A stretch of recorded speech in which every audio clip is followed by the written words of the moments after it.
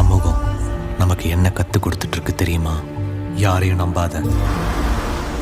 அவனை பார்த்தா நல்லவன் மாதிரி இல்லடா. நல்லவன் ஏன் மச்சான் நம்ம கிட்ட வரப்போறான்?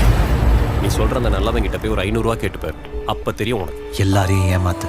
நீங்க சொல்றதெல்லாம் சரிதான், ஆனா அந்த வேலையில ரிஸ்க் அதிகம். இங்க எதுவும் சரி தப்பு இல்ல பாஸ், நமக்கு தேவையா தேவையில்லையான்றது தான்.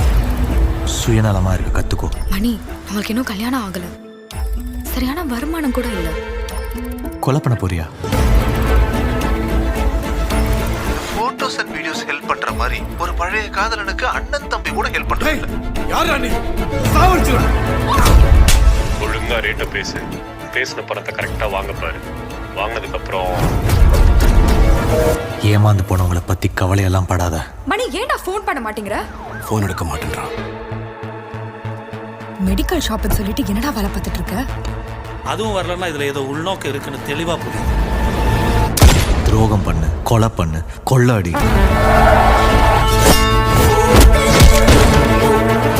மச்சான் சொன்னா கேள்றா, இது தேவையில்லாத வேலை. அடுத்த எமோஷனல்ல விளையாடாதரா.